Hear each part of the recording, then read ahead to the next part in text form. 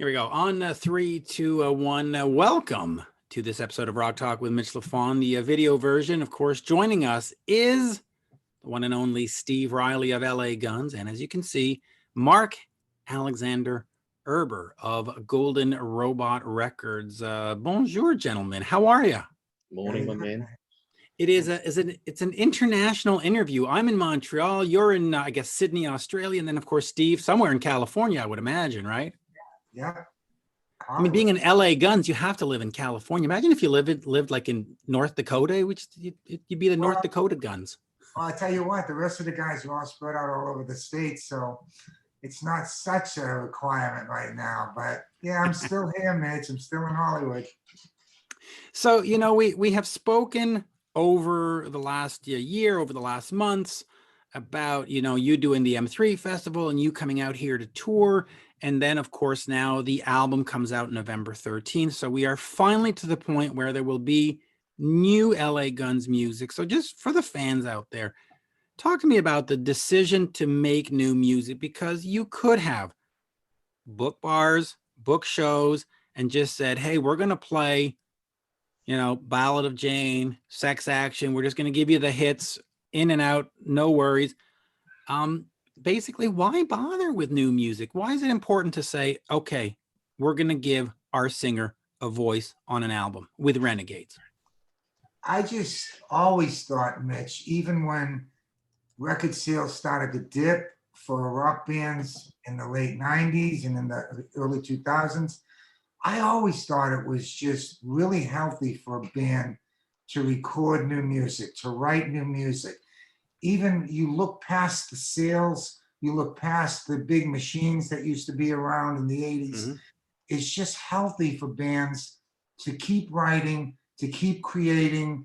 And if you're a band that's been around as long as us, we know that we have a great catalog of music that we're going to have to play live.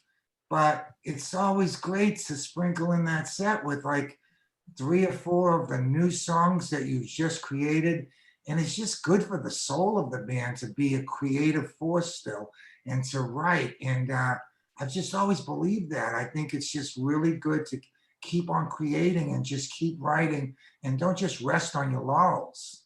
Yeah. So talk to me about that when you're creating the new music, because the band, of course, does have a different lineup. Do you think back to Hollywood Vampires and to American Hardcore and Wasted and albums that came before and say, okay, I need to create an LA Guns sound? Or do you say, you know what? Got a new singer here. We got the guitarist that's been with us before. Kelly is back. Do we just say, the heck with it? It's 2020. We're making new music, new sounds. I just, you know, a band that's been around as long as us, we have a sound. We have a sound that our fans like. We have a style of music that our fans like. And it was a conscientious effort between me and Kelly that when we started this project to not stray too far away from the LA Guns sound, to stay true to what we sound like and what kind of style we are. And our albums, if you look at even all of the early stuff, we've always had a mixture of material on our albums that takes you into different directions too. We never wrote 14 hard rock songs. We've always had a mixture of styles within our albums. I think we kind of accomplished that with Renegades. We have that mixture where it moves from one tempo to another, from one area to another. And we've always been like that. But again, we didn't want to stray far from the LA Guns sound. Kelly and I are co-writers on all of the earlier material, and we are proud of that material. So it was very important for us to stay true to our sound, and Scotty and Kurt stepped up to the plate. They're both big LA Guns fans, and they both delivered that sound for us, and they're great songwriters too. Yeah, you know, they really did. And that's what I want to talk about also. And I want to ask this to Mark. Mark, you know, you went out and you signed the band. You knew that the band and the name was going to create a controversy. Did you at any time say, hey guys, let's change the name? Or did you say, no, F with it. This is what it is. Talk to me about your decision in terms of marketing the band and marketing the music, because you knew that it was going to have sort of, a divided fan base and all that nonsense that goes with it. Hard decision for you? No, easy decision, because at the end of the day, and I've said this before, I only want to sign bands that have good people in them, and sign bands that are easy to work with, and sign Right. bands that are authentic. And Right. when you look at guys like Kelly and Steve, you can't get any more authentic or true rock and roll than these guys. And at the end of the day, I wanted to make sure that, I knew that I knew about, obviously, that there was, at that particular point, there was the chance of two LA Guns releasing albums. Steve and I met in Los Angeles, and we had a good chat, and instantly there was good synergy between us, and I wanted to work with him and give him what was important. Was we all sort of knew whatever was going to come up was going to come up, but I wanted to make sure that Steve, Kelly, Scott, and Kurt had the right platform. So, and as you know me, I don't really give a fuck about all that other stuff. People can try all they want. It's, it makes no difference. We're just here to put out good music. And at the end of the day, you either listen to it or you don't. Right. It's pretty simple. And I sort of looked at that, when back in the day when I would listen to Howard Stern, people would say, "Oh, it's horrible. They should take him off the air." And I was just like, well, yeah, take him off your air by turning off your radio. Like, and that was the way it was. So at the end of the day, I always felt that Steve Riley being in LA Guns with Kelly Nichols, and then obviously Kurt and Scott were there, lineage with the band, made it was real. It was real. I looked at the back end paperwork that Steve's had for 150 years, and at the end of the day, it all made sense and it was all real. And he has every right to have that name. So let's rock and roll. And then the cherry on top was they came up with the album. And the album, well, when I first heard Crawl, I knew how well it'd do. We all knew how well it'd do. And it's been an interesting process. So at the end of the day, we wanted to give them a home. We wanted to give them a home where they could go and record, not worry about anything else, and know that their music will go out to the world no matter what was going on. COVID, court cases, Trump, all the dramas that are out there. We just wanted to make sure that we stuck to our guns without, forgive the pun, and we did. Forgive the pun. And I do want to move on from the name thing, because I don't want every interview to be that. But I just got to say, as a rock reporter, I report on what's going on in rock, and I always find it strange when fans give me shit when I report stuff. So LA Guns with Steve has done an album called Renegades, and I post about it often. And it's just, I get, oh, it's not this, it's not that. And it's just like, listen, why are you giving me shit? I'm just reporting what's out there. And so it's amusing that somehow, whether it's me or an Eddie Trunk, and we talk about it, we're somehow part of a conspiracy of something. And it's just like, no, it's a new album with new music. Here it is. You know what I think it is? There in the world today, and you can see what is going on in politics in America, for example. In the world today, everyone likes to belong to a club. There's a real club mentality in the world at the moment in 2020. Everyone thinks they need to pick a side, and you don't necessarily have to pick a side. No. You can listen to whatever LA Guns you want to listen to. You can listen to whatever music you want to, whatever version of Whitesnake you want to listen to. Yes. It doesn't, whatever ace, some people won't listen to Brian Johnson, but they'll only listen to Bon Scott. That's all fine. But you know what? I look at it in the way that if the music's good, you listen to it, you buy it, or you stream it, or you do whatever you want.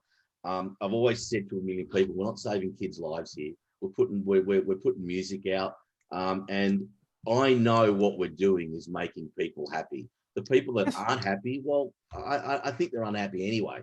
So our albums aren't going to make any difference. So that's the way we look at it. And you know what, Mark, like I said so many times, it all boils down to if you got good songs. If you don't have good songs, you don't have anything. You could still have the name of the band. You could have great players, but you have to have good songs. We think we have good songs. We have good writers in this band. I think everybody knows Kelly wrote Ballad of Jane, our biggest hit, and we're all songwriters. And I think Crawl, Well-Oiled Machine, Renegades, they're great songs. And I don't think They people are. will stream, they won't stream them if they're not. And like I said, you don't have anything without starting at that point. And I think we accomplished that. I think we got 10 strong songs on Renegades. And you know We, what it shows? It shows, Mitch, Steve, it shows that if the songs weren't great, they wouldn't have streamed so well. And they've That's actually streamed. There's a new single came out yesterday or on Monday, but the first three singles have streamed unbelievably well. I'm not comparing them to anything. I'm just saying they've streamed unbelievably well. And let me just reiterate a point I said before, that if someone's not happy, I'm not suggesting that they're not happy in their lives. I'm saying they're looking for something to complain about, or they're looking for something to have a go at us about. And we just rise above that and keep moving forward.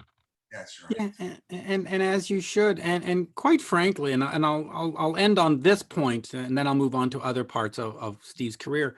But in 2011, Tracy Guns gave an interview talking about his other band called LA Guns, which didn't have Phil Lewis. And he said, we're a McDonald's franchise at this point, and I'm a franchisee of this. So you know what? It is what it is. So just, let's move on. Steve, I want to go back to American Bandstand with the Buzz back in the day, right? The Bees. The Bees. Sorry, the Bees, the Buzz, right? It's an apostrophe, not a U. Right. Talk to me about that time and what took so long from 82 until you got to Wasp. And, was there how can I put this without sounding too, I'll make a pun out of it, but what was the buzz on the Bees and what killed your buzz? And why did you have to move on to Wasp and to Keel and to these other bands? Why did this band that was on American Bandstand, it had something going on, because you don't get on American Bandstand because you're just cute. What happened?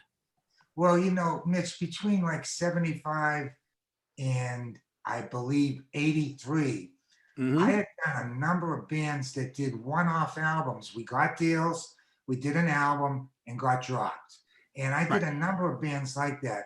The Bees was one of those bands. Tom Werman signed us to Epic. Yep. He produced the album. But before that happened, we have the distinction of being the only unsigned band to be on American Bandstand. Wow. Dick Clark actually came in the dressing room and told us that we are the only unsigned band he has ever led on that show. So that's a distinction we have. What happened with the Bees was, when you have even a good band too, you have to have direction. You have to have management and a label behind you. Right now, me and Kelly feel that way with Mark and Eric and Bobby. We feel like we have a direction. We feel like we have a team of people that are aimed in the same direction, have the same kind of goal, and we know what we want to do.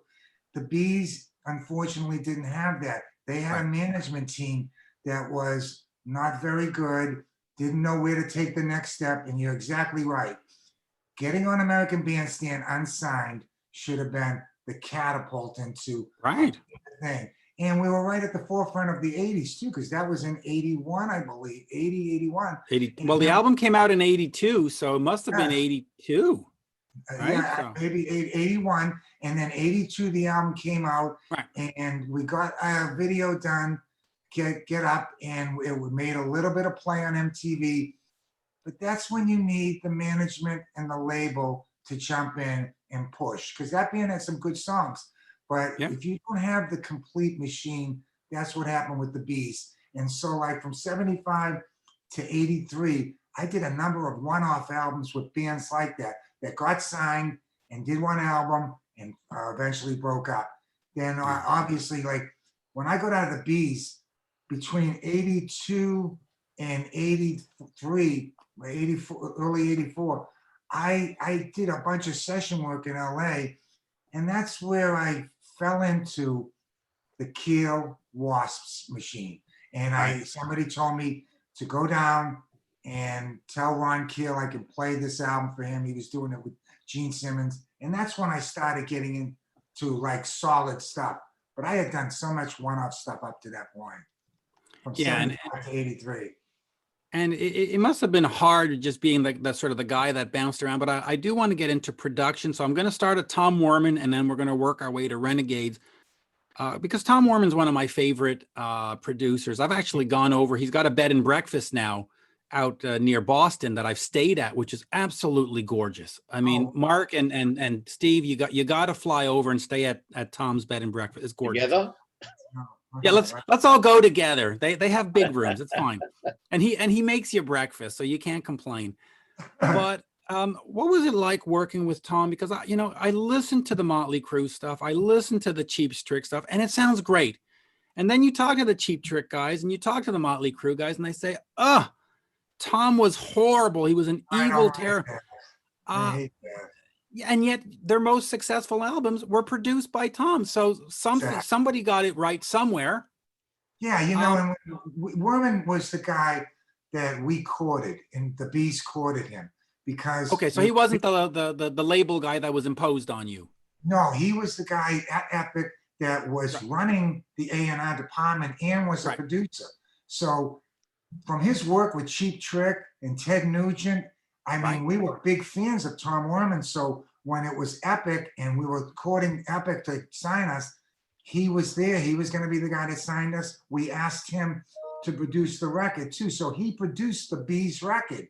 That was Tom Werman's production.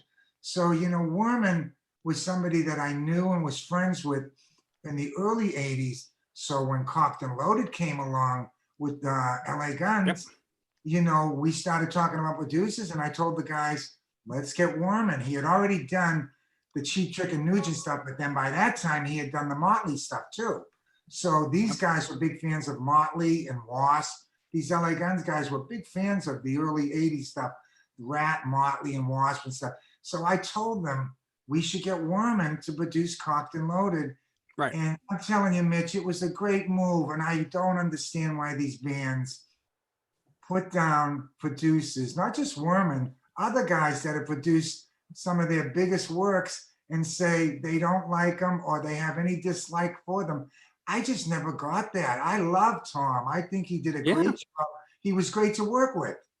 Well, listen, even LA Guns Cocked and Loaded, which we can argue whether or not it's your best album or the biggest album, some of your former bandmates shit all over Tom too for it. And you're like, but Cocked and Loaded was it, Cheap Tricks was it, and you're just like, yes.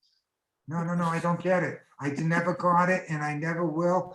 And I totally disagree with that type of attitude towards somebody who helped craft a really, really good, successful work for you. How could you possibly go back? It's almost like when they interview me, I make a point of letting them know I can never put down former band members. And I played with so many of them, Mitch, and so many different bands. Why would I have played with them? Why would I have worked with them that long if I didn't like it and think that they were great and that they were perfect to work with? I just never got putting down former band members, former producers, even former managers. I just never got that putting down of anybody that I've worked with in the past. But this thing with Werman, and it's all over the threads and everything about other bands putting him down. I know D had a problem with them too. I don't know. Those are the biggest albums these guys had. Because what was it? Stay Hungry wasn't a big album at all. Nobody's ever heard of that. It was huge, and that's Werman. That's Werman and his team, Dwayne Barron and John Purdell, and they were great to work with, I thought. And if it was up to me, we had a terrible time in our pre-production for Hollywood Vampires. It went on and on and on. We did so much soul searching for who should be the producer. And I always thought Werman should be it. We're coming off a Cocked and Loaded, man. We're coming off a big successful album with 5 singles all over MTV, a great world tour that went on for a year and a half. Why not go back in with Tom Werman and Dwayne Barron? But we didn't do it. We ended up picking a guy that did something else. I still like Hollywood Vampires, but I think I would have liked it even more if Tom did it. Yeah, and now listen, let's be fair. Michael James Jackson, of course, did Armored Saint, but he did Kiss's Creatures of the Night. right? We know that Tracy loves Creatures of the Night. It's a great album. It's got a big drum sound. Not a horrible choice, Michael James Jackson, but I like Tom Werman. I like how he rounds the edges and makes them sort of sugary sweet. You know, I like that. I agree, and I have nothing against Michael James Jackson because I know that that's what Trace and the guys were thinking. Hey, let's get this big drum sound. Creatures with Eric Kaya, the huge drum sound, and I get it, but you know, it was a lot of soul searching to find that producer. We didn't choose him till way down the line. We looked at Rick Rubin. We looked at tons of people, and Michael did it, and I think the album still came out very good though. It did. Now, in terms of producing Renegades, tell me the story of how you decided who to use, what to use, and just get into the production of Renegades in terms of what kind of sound were you going? Was it just, let's just get in the studio, lay this down in 6 hours and get out of here? Did you want to rethink stuff? Talk to me just a little bit about producing Renegades. Well, you know, I'm so fortunate, Mitch. I got to work with Todd Rundgren, Tom Werman, Gene Simmons. I did four albums with Andy Johns, and Andy Johns did those 4 albums, and I became very close to him. And obviously, like every other musician, I know he was a master. He's worked with everybody and that we love and done some amazing production work and engineering work. So when we did the 4 albums with Andy Johns, I got to tell you right up front, if Andy had not passed away, I probably would have approached him and asked him if he wanted to produce this album. But what I did was, by working with him on 4 albums, I soaked in so much of what he did and how he approached the room, how he mic'd up the room, how he approached the band and the songs, and how he would play the engineer, how he would, just everything about him. I was soaking up energy from him and just so much knowledge. So when I decided to produce the album, I used the same engineer that Andy used. We went to the same studio. I knew how to mic up the room, and I knew how to get a drier sound. And that means not the big 80s bombastic drum sound that overproduced sometimes. That would have been good, but yes, go on. I didn't really want to go that route. I wanted it to be an old school recording. We were on a tight budget and a tight schedule with flying all the guys in from around the country. So it was an old school recording. I used a lot of Andy's knowledge that I had soaked up from him. We had become very, very close and good friends. And I even did some session work for him too. And I just really leaned on all of those guys, Gene Simmons, Tom Werman. I did an album with Todd Rundgren. Those people really, I mean, I'm such a student of music too, that I just didn't want to go in and record my drum parts for all the albums that I did. I wanted to hang with the producers and see what they were doing. So working with those guys was invaluable. And Andy Johns was the man for me. I really, really leaned on it, the knowledge I got from him. He was great. Now, just before Mark leaves us here for a second, Mark, I just want to ask you, as a label, when the band's why am I leaving? Why am I leaving? Where am I going? Well, I know you look like you were going to go have breakfast. No, but I'm kidding. No, but in terms of as a label, when the bands give you the music, how much input do you have? Do you let the creative team say, this is what we made and that's it? Or do you listen to something and say, listen, son of a gun, I'm not going to be able to sell this. You need to go redo it.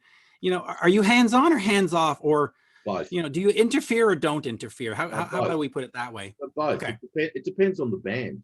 Okay. You know, as you know, we've got such a, 300 bands now across 9 labels. So we've got so many different types of bands. If it's a young band out of the UK and they send us some music, we'll be able to say to them, I think this should be the single because that one needs more work, or this needs to be remixed, or no, the mastering's not good on this. I had a band, I won't say who recently sent us a song, and when it got to a certain point and this orchestra came in, which was awesome rock song, the vocals were too low. So we said to them, vocals up. So we get involved little nitty gritty, or we don't get involved at all. As far as LA Guns went, we didn't get involved so much in the sound of the music. because who I'm going to tell Steve Riley how to do an album. I mean, just How to do an LA Guns album, right? yeah. I mean, that's crazy. Steve, that's not LA Guns. Yeah. Try again. Yeah, no. So there was no that. So for that particular example for them, no, we were very just excited to get the music. For other people, yes, we can particularly get involved. But as we said before, when I first heard Crawl, which was the first song that I actually heard to come out, I knew that they were on the right track. Because you know what, as we said before, it's authentic, and it's real. So you can't screw with that.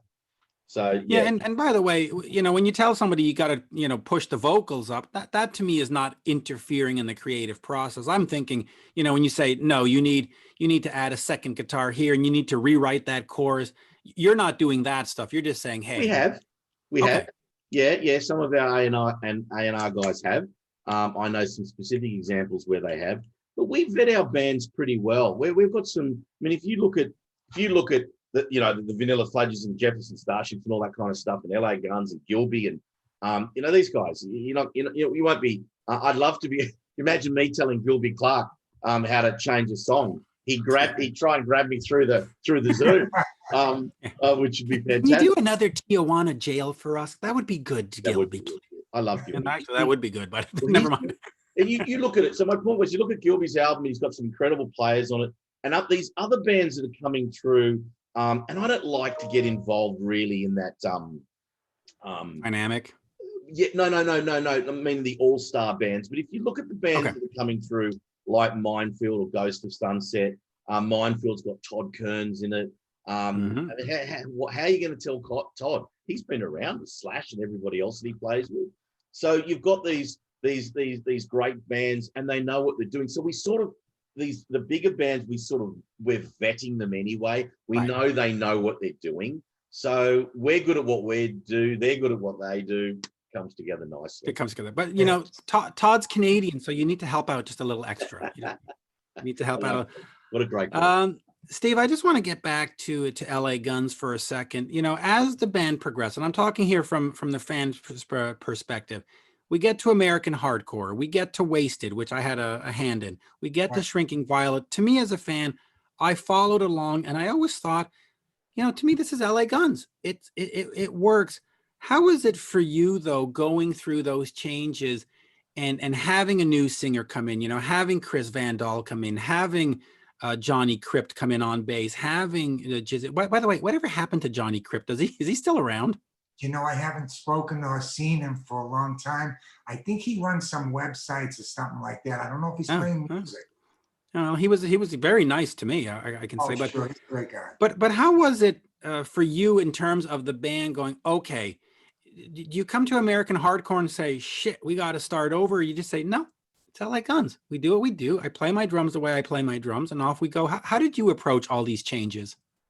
Well, you know, the first thing we did, Tracy and I, after the classic lineup broke up in '95, was take a hard left turn. I don't think it was right. We went American Hardcore. Tracy was totally into Pantera at the time. He wanted to do a Pantera type of album. It was just a great lesson to be learned from our fans. This is why I tell you that Kelly and I made a conscientious effort to stay true to LA Gun sound. You have to, if you're a band that's been around a while and you have a loyal fan base that loves your style of writing and loves your style of rock, then you can't take that hard left turn. The album we did with you, Wasted, and the album we did after that, Shrinking Violet, those were more LA Gun style written songs. Yeah. But if you listen to American Hardcore, Mitch, you know, that is a hard left turn we took. I mean, that was totally un-LA Guns. You know, it was fun to do. It was kind of challenging, a lot of double kick, a lot of mixture with some jazz in it. I mean, we were all over the place, but it wasn't very LA Guns sounding. So, you know, that was the only one that was a little bit difficult because the fans couldn't understand it. But then we came and we did Wasted with You. It was more with Michael Starr singing, and it was more of a LA Guns style written album. It had compact songs that were LA Gun style. Same thing with Shrinking Violet with Jizzy Pearl. And, you know, you approach them with, you know, you feel like you can do it and you can write the same type of style of song and you can write the same kind of a rock song that your fans are accustomed to. But boy, did we learn a lesson with American Hardcore. That was the only one record that I've done with LA Guns that was just completely out into the left. I got to tell you just real quick on that one, and I don't want to spend too much time on it. But first of all, the version or the cover version of Black Sabbath that you did was good, was great. When it first came out, I had a hard time accepting it, and I ended up accepting it, you know, a couple of years later. But to be fair, bands were doing that. You know, Scorpions did Eye to Eye. Def Leppard did Slang. Even Bon Jovi with what was that? These Days, which was a little darker. And you know, everybody was doing this album like, well, the grunge hit, and where are we going? So everybody was trying. And Yeah, you know, absolutely. I agree. I agree. you know, had American Hardcore had a single, you might have done 5 more of them. So you know, everybody tried. You know, it was very trying time too, because obviously you said you were absolutely right. We're right in the middle of the grunge thing, and we're trying to find a way back into the mold too, because everything 80s was out in the 90s. And so, you know, you had this new style of music that was more rough around the edge and more, it was a tougher sound. It wasn't all party up and, you know, it was a darker era, and we were trying to fit into that. And I think a lot of bands did that, like you just said. They tried to find their way around in that. And I think after we did that album, we realized that, no, we have a style that we write. We have a fan base that likes certain type of song from us. So that's why Wasted and Shrinking Violet are more of a compact LA Guns sound. But I agree with you. A lot of bands were searching. We were searching for where to go at that point. And just to finish that thought, a lot of those bands did those one albums, and then the next album comes after, and they go, you know what? Our fans like that. You know, Def Leppard with Euphoria. You look at Scorpions with Unbreakable. What came after? Crush with Bon Jovi. They just went, okay, this is the sound. Just give them that, you know, give them that sound. And of course, the arena started filling up again. So that's correct. You know the greatest. You know the greatest switch. I think about it all the time. Yeah. And I love them. And some people don't love them, but that's okay. That's up to them. How did you two go from the Joshua Tree? Because you got to remember, in 1988. What was that called? Pop music or whatever it was called? No, the 3 biggest bands in the world in '88 was In Excess with the Kick, Guns N' Roses with Appetite, and U2 with Joshua Tree. So then they came out with Rattle and Hum, which was pretty much the same. But how do you go Unforgettable Fire, Joshua Tree, wait 2 years, go to Berlin and come back in 91 during grunge with Achtung Baby? The greatest turnaround. You listen to Joshua Tree and you listen to Achtung Baby. It's like 2 different bands. You can hear Edge's guitar and Larry's playing, all that kind of stuff. But how incredible to this day, it gives me goosebumps. How do you get one band that was one of the biggest bands in the world that did a left turn and pulled it off? Who else pulled it off like that during that era? The only one I could suggest would be Madonna, because Madonna always changed who Madonna was. You go from Holiday and Like a Virgin and Lucky Star to what she was doing later on. You go, oh, she's a pop dance diva for clubs, and now she's doing this. And you know what, though? That's an interesting point, because there are some bands or artists like Madonna, like U2, where if they gave you the same old, you would be disappointed and not be a fan. And then there are other bands like AC/DC or the Scorpions, and if they try anything different, you go, oh, Eye to Eye is the worst album ever. How dare you not do the same? So it's just strange how some bands are permitted to progress and change and experiment, and other bands are completely forbidden. It's a comfortable blanket. If you look at AC/DC, and there's always that age-old question about this Back in Black, and I read about it all the time. Because I always tried to model Golden Robot on early Alberts. So, you know, we've got Rose Tattoo on the label. And you know, it was always the way the Alberts did things in those early days with a certain sound. They had their studio, and they recorded everything in the same studio with Vander and Young, etc., etc. But I always wondered, with Back in Black, everyone says that Bon Scott wrote half the album because there's never been an album like that, which I actually tend to agree that they had those songs. But Right. would it have been as big as if he didn't pass away? Would Back in Black have been that gigantic multi-million-dollar seller, multi-million sort of copies sold if he'd still be alive? Or did it take his death to take them to another level? I've always wondered what the right answer is there and if we'd ever know. And the reason I'm bringing that up is because AC/DC has always been a comfortable blanket that you can come on. Like when I go and train, I like to box every day. I always put potentially an AC/DC album because you know what you're going to get and you know what you're going to get hyped up, et cetera, et cetera, et cetera. So at the end of the day, I think you're right. Some bands can change because they're okay, they're allowed. Some bands had to stay the same. And without segueing that back to Steve, what Steve's clever is if you really listen to Renegades, and I'm not pushing Renegades here because I don't need to. Well, yes, I do, but I'm not trying to. I do. Push it. The reason Renegades is a good album and the fans will ultimately all like it is because it's the truest essence of rock and roll. It's like Steve and Kelly have got everything they've ever done, put it in this big cake mix and mixed it up and put it in. And that's their experience and it's their life and it's everything that they've done. And they've pumped it out into 10 songs. So it's still got that creativity and that true vibe to who they are. And that's what people want. And it sounds like a fabulous LA Guns album, but today in 2020, 2021. So it's very clever what they've done. It sounds like old school, but it's actually relevant today. And not many bands can do that. They either go off in one or the other directions. Does that make sense? Yeah, absolutely makes sense. Yeah, because we've always had that, Mark, with our album starting in '87. We've always mixed it up, and it's part of our formula too, where we have a mix of a sound on an album. And like I said, it's not going to be 14 hard rock songs, one after another. It's not going to be 14 well-oiled machines. It's going to be a mix. It's got to take you places. Peaks and valleys on this album. Yeah. Now, just real quick on Renegades, is Renegades sort of the culmination of this lineup where you say, okay, now we've got an album, and now we can just go focus on playing shows, of course, when we can play shows? Or is this the beginning where you say, okay, this is Renegades, and in 2021 there'll be, volume 2, and in 2023 there'll be volume? Is this the beginning, or do you say, no, we put our record out, we're done, now we're just going to go play cocked and loaded full album shows, and come on out, folks? No, when we started this pre-production, Mitch, with having 4 songwriters, we were sitting on a lot of material, all 4 of us, that we had written.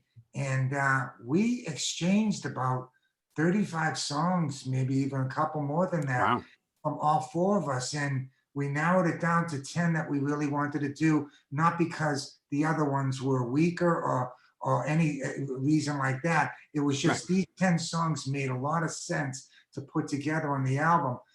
But that's a great thing to have right now. We have a wealth of material. We intend on doing another album with Mark this year coming up, and the next year. We would love to ultimately go out on the road and play 3 or 4 of these songs off of Renegades, because we have to do 2/3 of the material from the old school. We have to do that. The fans want to hear it, and we understand that, and we're proud of it. But we want to go out there and play maybe these 3 or 4 singles that we've released, and our dates start in March. Who knows? All the shows from 2020 moved into 2021. We're supposed to start up in March 2021. We have a great list of festivals, casinos, and fairs that we're going to do. Mark wants to bring us over to Australia and New Zealand. But we're sitting good right now. We have a lot of material we're sitting on. We have songwriters. I got to tell you something real quick. The 3 singles we released, Crawl, Well-Oiled Machine, and Renegades. Those are 3 songs Kelly Nichols brought in. He brought those songs in very, very late in pre-production. I'm talking about super late, where they were just a gist of a song. They weren't something that he was then sitting on like the other 3 of us. We had been sitting on material that hadn't been recorded. It was just our private stock of songs. Kelly brought those 3 songs in so late. So he's such a prolific songwriter too, that we're sitting on songs that we still have and that we know that we can create songs too. So we are going to be doing 2, 3 more, 4 more albums with Golden Robot and Mark, and we definitely intend on new material every year. And the like I beginning. said, Good. yeah. Why go through all this shit just to drop one album and then play the greatest hits for the next 10 years? This is like, Mitch, this is like a new band. Yes, they've got the pedigree and the history, but it's like a new band. Our attitude is like it's a new band. So this Renegades is the first album of the new band. So we're hoping we're going to try and drop one a year. And I think at the end of the day, can you imagine? I mean, as we said before, the singles have been a huge success. And I can tell you now, and you're the first person, Mitch, to know this, but the vinyl and the CD on pre-order to the shops sold out for 3 pressings. So we're up to a 3rd pressing on the vinyl already. And in fact, all the colored vinyl is just about sold out, or it has sold out in the shops, and we're selling it online now. But so it's the uptake has been extremely good, and they haven't played one show to promote this album, to play Crawl Renegades Well-Oiled Machine live. They haven't been able to play one show, obviously, because of everything that's going on. Can you imagine if things were normal and these guys could be out playing? What we've done without playing live, I think, is unbelievable and a testament to how much they're loved.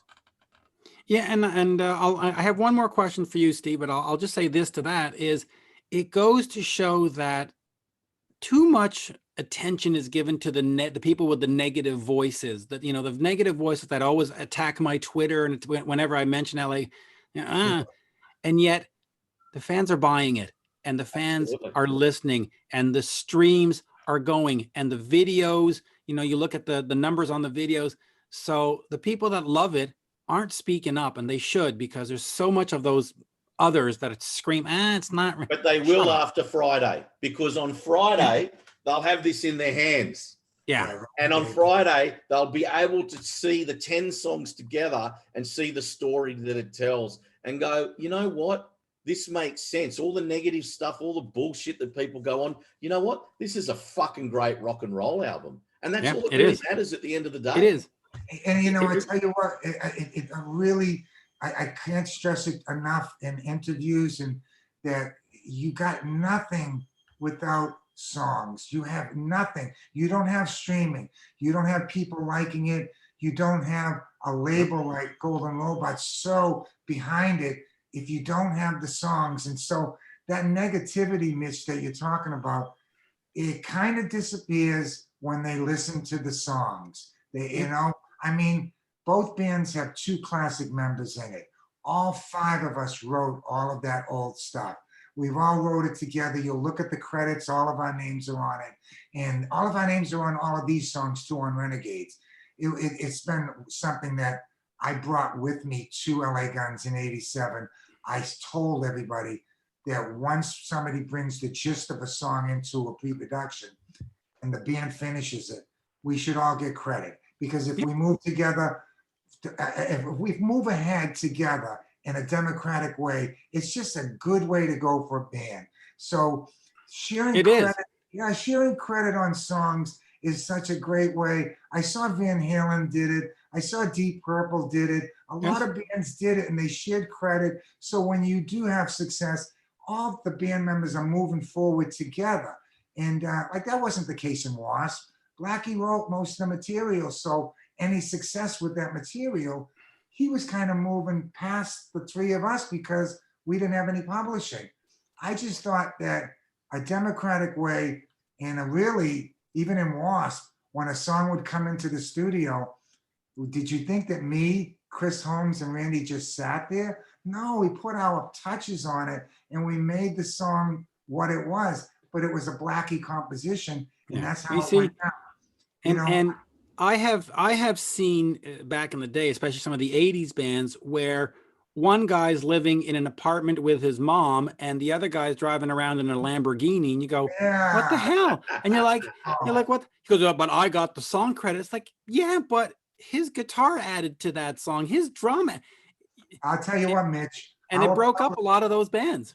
Yeah, and I'll tell you what, Mitch, our publishing from the 80s albums that we did in the early 90s too is identical. All Yes. 5 of us get identical checks because we did it a democratic way. And so, like, if money's coming in on Ballad of Jane, even though Kelly brought the gist of the song in, we finished the song in the studio together. It's just a really good democratic way to do it. And that's what we did with Renegades too, It's just across the board, no matter whose song we brought in, we finished it together and everybody gets credit on it. Yeah, and that's what I like. And I'll finish on this because we're already at about 45 minutes. But what was it like working with Kelly again? Because during the other albums, you worked with Tracy, you worked with Phil, but Kelly wouldn't come back. Now he did. And by the way, hopefully at some point for LA Guns with Renegades, maybe you can get Mick Cripps to give up on the Brutalist and come and join you. And be Right. 3/5 of but what was it like just to reunite with him and have him back in the band and have him as a confidant and have him writing the songs and laying down his bass and just being one of the guys again? Oh, tremendous man. He wanted to come back in 2012 when we were doing Hollywood Forever. He wanted to join, and Phil shot it down. Phil didn't want it for some reason or another. And Wow. we were in a big movement. I wanted him to come back. He's been my best friend since I joined the band. And we stayed best friends even when he was out of the band. So when he wanted to jump back in, I was all for it. I said, let's do it, Cal. And I knew he was a great songwriter. Any artwork that you see for Renegades, anything, whether it's the logo, any artwork for the singles, the t-shirts, the badges, Kelly does all of it. All of He it, has right. got such a great eye. He's such a great artist, and he's a great songwriter. Plus, then you add on to that, he's my battery mate. Me and him were the rhythm section that were pushing everything from the beginning. So to have him back is just tremendous. I got one of my best friends back. I got my bass player back who knows exactly how to play with me. And now we have the rhythm section. Yeah, and we have this great artist too, where we don't do even a round table. He just does it. He presents it to Mark, and like 99% of the time, it's just dead on, and everybody loves it. So having Kelly back is tremendous. I'm just thrilled having him back. Yeah, and I got to say, I've enjoyed all the artwork. I think the look of the album that Mark showed before, it just looks great. It looks like a rock and roll album. It's got that cover and the skull and bone. That's what it's supposed to be. His eye, Steve, I was going to mention if Steve didn't, the fact that he does all the artwork, all the singles covers, all the banners, anything from Spotify to iTunes, whatever we need to change, he'll do like that. And to have someone in the band and so close to it. I mean, when we were doing the vinyl, we've done 6 different versions of the vinyl in different colors.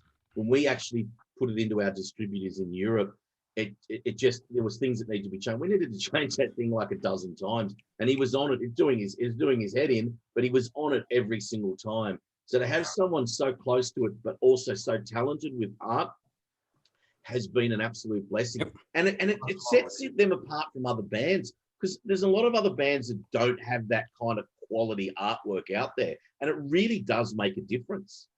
Oh, it totally does. And that's why I'm really happy with this product, because everything's in-house too, Mark. We love it. I'm producing the albums. Kelly does the artwork. All 4 of us write songs. We got a machine with you and your team, and we got our great management. I just love the way everything's in-house, and we're and you've got great rock reporters that support you. Absolutely. Yeah, totally, Mitch. Really. Just wanted to throw that in there. I got to tell you, I feel bad for you because you caught a lot of slack for just liking me and Kelly, liking LA Guns, liking both versions. And I like both versions. And yet one version is courteous, and and another version is not courteous. But it's been like that the whole way through. And it's I'm happy that Steve and Kelly have been really true to themselves throughout this whole process, and we've always appreciated your support. You're just doing your job. Oh, and if you didn't like the album, or you'd be honest and say, I don't like it, but you like it because it's good. I do. And listen, if I was going to have this discussion of it's not the original guys, I don't like it, I would have said that on American Hardcore. I would have said that on Wait. I would have said it in 1996. Yeah. That's You know, right. 25 years ago, and I Exactly. didn't. The fact that I stuck around, I agree. I I just like totally good agree. songs, and it's just strange, you know, when Delana was in the band, I went and supported. When Jizzy was there, You know, whatever. Jimmy's doing an It's- album for us. He's doing an incredible solo album, or a love hate album at the moment. He's in the Oh, studio. nice. Oh, good. Well, so that'll be great, and you know, Yeah. get Steve to guest on it. But I don't know. I mean, listen, when Stacey Blades was in the band, I thought he played great, and people said, well, ripping off the covers, and then Tales from the Strip is a great fucking album. What's that song? I Vampire.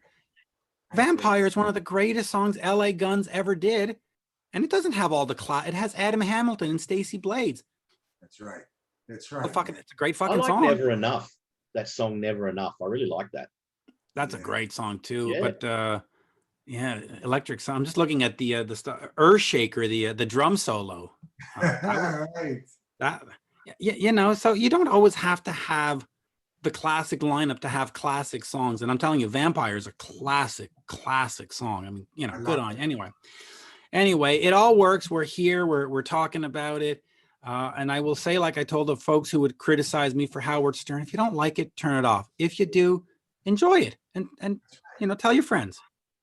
That's it. Totally agree. There Totally you go. agree. Bro. Thank you. Always a pleasure. And there you go. We are fini, as we say in Montreal. Merci beaucoup. Thank you so much, Mitch. Thanks, For Mitch. your support. You're a real brother. You do your job Absolutely. well, my friend. You are a good voice for the people, and we appreciate what you do out there. Thank you, Mark. Thank you. And thank you, everybody. And there you go. Let me know when you turn it off, and then we'll move on. Okay. See you, buddy.